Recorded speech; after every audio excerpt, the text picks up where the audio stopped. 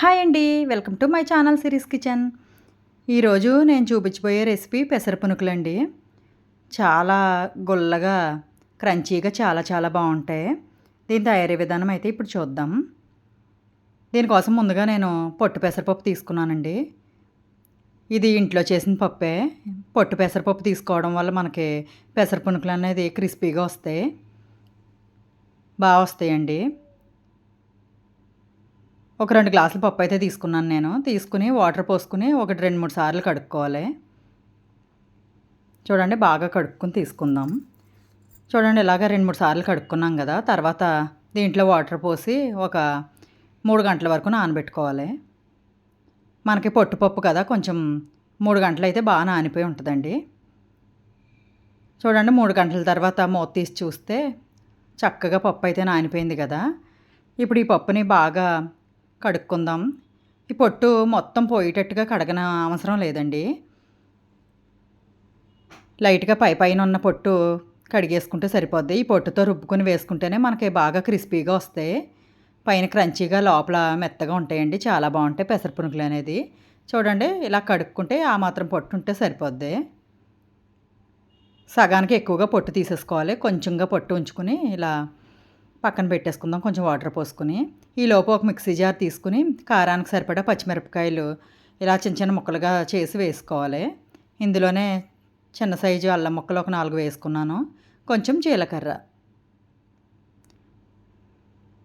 కొంచెం జీలకర్ర వేసుకున్నాం కదా! ఇప్పుడు మూత పెట్టేసి దీన్ని మెత్తగా పేస్ట్‌లా పట్టుకుందాం. చూడండి ఇలా పట్టుకున్నాం కదా! దీన్ని పక్కన పెట్టేసుకుందాం. ఇప్పుడు ఒక స్ట్రైనర్ తీసుకుని పప్పు వడబోసుకోవాలండి. పెసరపప్పు ఎప్పుడూ కూడా అలాగే గ్రైండర్‌లో గానీ, మిక్సీలో గానీ వేయడం వల్ల ప పెసరపప్పు బాగా పల్చగా అయిపోతదండి. ఎప్పుడు కూడా ఇలా వడేసుకొని ఏసుకోవాలి. పెసర పునుకులు గానీ, పెసర గార్లిక్ గానీ అయితే.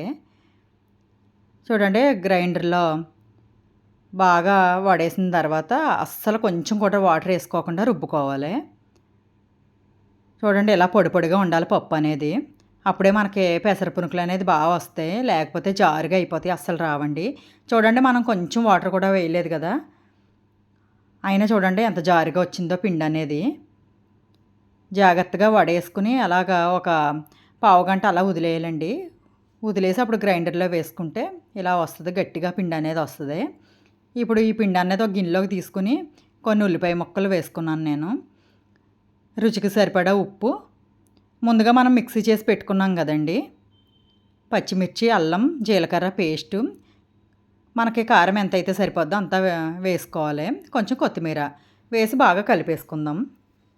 ఈ పిండిలోకి పచ్చిమిరపకాయలు, పచ్చిమిర్చి పేస్టు, ఉల్లిపాయలు అన్నీ కలిసేటట్టుగా కలుపుకోవాలి.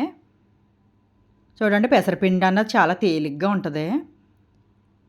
ఏ మాత్రం వాటర్‌తో వేసుకున్నా మనకి అసలు పెసర పునుకులు అన్నది సరిగ్గా రావండి. ఆయిల్ పీల్చేస్తాయి.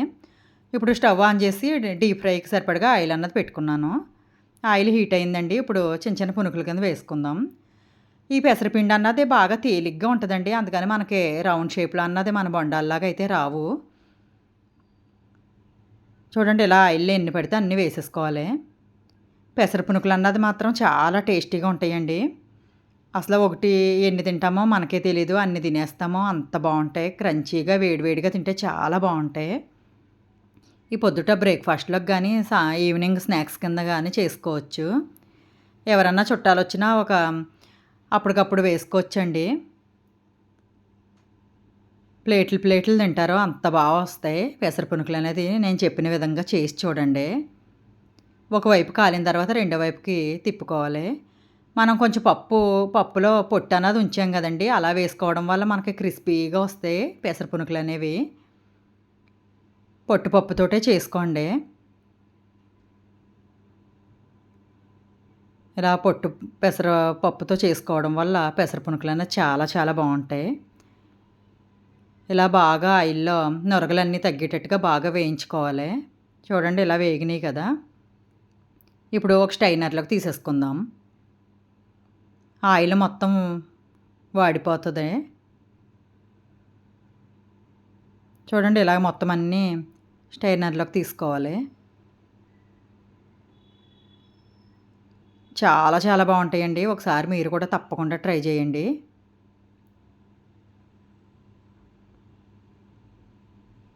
ఒక ప్లేట్లోకి అయితే సర్వ్ చేసుకుంటున్నాను నేను. నేనైతే టమాటా పచ్చడి చేసుకున్నానండి పెసర పునుకులకి. మీరు ఏ పచ్చడితోటైనా తీసుకోవచ్చు. ఒకటి విరిచి చూపిస్తాను చూడండి. చూసారా లోపల మెత్తగా ఉంది. పైన క్రిస్పీగా ఉన్నాయి కదా! చాలా చాలా బావుంటాయండి. ఏ చట్నీతో తీసుకున్నా ఉత్తియి కూడా తినేయొచ్చు.